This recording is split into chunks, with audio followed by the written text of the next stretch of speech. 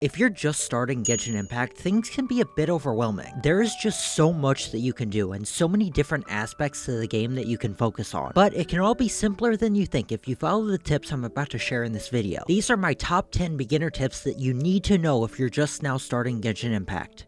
Tip number 1, create a balanced team. Having a good set of characters that you can rely on for pretty much any situation is essential for this game. A good team composition is 1 DPS, 1 sub DPS, 1 elemental support, and 1 healer. Generally, as a beginner, you're going to want to pick a group of characters to rely on throughout your early game that you're able to focus on leveling and upgrading. Try to pick characters whose elements work well together and that you enjoy using. Elemental reactions are essential for being able to do damage in Genshin Impact. I'll be making a video on them soon, which I'll link below when it's out, but for now, use this chart from Genshin's fandom wiki to match elements for elemental reactions. Tip number 2, prioritize spending your resin on character leveling materials. Leveling up your favorite characters and their talents as your account levels up is going to help you out a ton in the long run and make your team a lot more powerful, preferably the team that you picked out in the first tip. If you want to min-max, spend your resin every single day on materials that you will need for upgrading that team. Also, fight weekly Trounce domain bosses and save up on their valuable materials even if you don't need them right now. You can do 3 of these a week, and trust me, having their materials stocked up is going to help you out a ton as you level up more. You won't have to grind as much later if you fight these bosses on a weekly basis. Aside from Trounce domains, try not to waste your resin on materials that you just don't need. Focus on spending it on the things that will benefit the characters that you're actively using. But also, my next tip, don't immediately level every character that you get.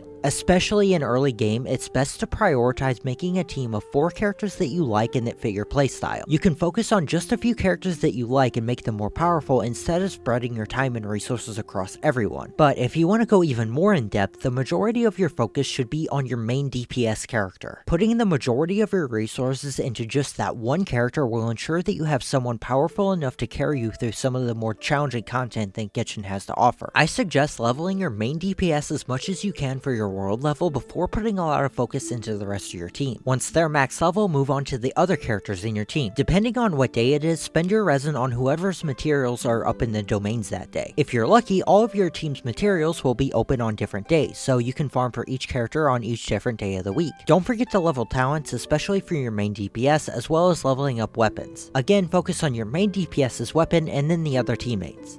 Tip number 4, explore as much as you can. There is so much you can get from exploring Genshin's massive open world. There are endless things to do, and you'll find so much valuable loot by just running around the map. Search for chests, sealies, and puzzles. These will all give you loot and contribute to your exploration progress. If you have friends to play with, exploring is even more fun in co-op. To find specific things, use Genshin's interactive maps to guide you through the world. You can also craft resources in the game to help with exploration, like the treasure compass for each region. Along with just exploring, you should also collect the oculi for each region and level up your statues. Doing this will give you a ton of primogems. You can craft items to help you find these as well. Also, by exploring, you'll automatically complete your daily commissions, which we're going to talk about later in this video. All of the loot from exploring will help a lot at the beginning of your journey, plus you'll end up finding a lot of primogems in the process, which can help you unlock even more new characters. Tip number 5, always do your daily and weekly tasks. By this, I'm talking about daily commissions, expeditions, and battle pass tasks. All of these are very simple to do. For commissions, all you have to do is either do the 4 daily commission quests that refresh every single day,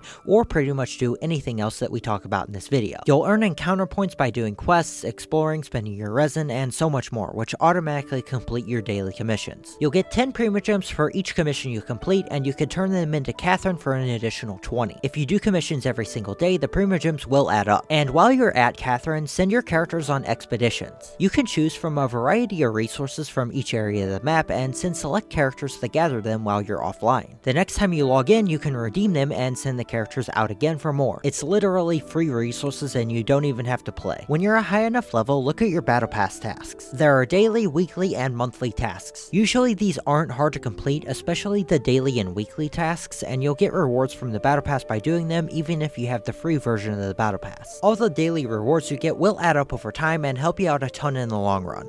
For my next tip, don't skip Archon quests. These are the main story quests, and are one of the most rewarding things you can do in the game. You're gonna get a ton of rewards from these, lots of adventure rank XP, and tons of Primogems. Plus, some of them will even unlock new features to the game and new areas of the map. Each nation has their own Archon quests and tells the story of the traveler's journey. And personally, I find the story of Genshin Impact to be really interesting. It's one of my main reasons for playing. Though quests sometimes can be long and tedious, the rewards for completing them are usually worth it. Plus, you feel like you're actually progressing instead of just endlessly grinding.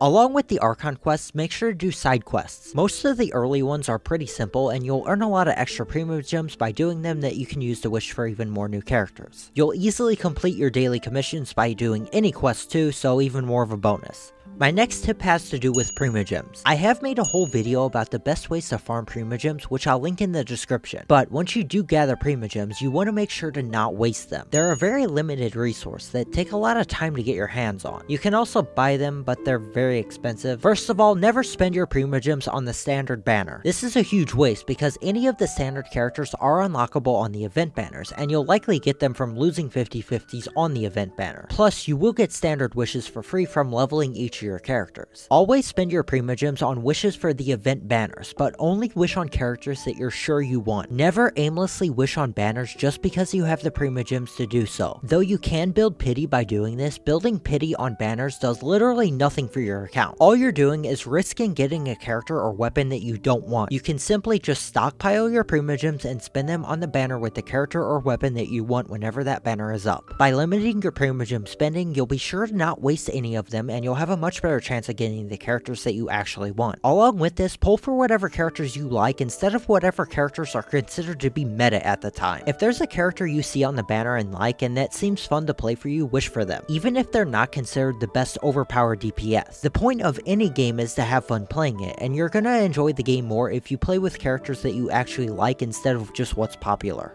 Next up, when you're a high enough level, make sure to do events. The rewards that you get from doing some events are huge. You can earn tons of level up materials, Mora, adventure rank XP, and a whole lot of Primogems. A lot of the events aren't very difficult or time consuming, and some of them are just mini games. Many events are released slowly throughout a week or so you can do them part by part each day, or you can wait until the end and do the whole thing at once. Many of the events won't take you more than an hour unless it's the annual summer event or lantern ride or something like that. In that case, do them over time as you can. You'll also get even more and better rewards from these bigger events, so they're 100% worth doing too. Even as a higher level player, events are one of the main ways you can earn a lot of Primogems and resources quickly.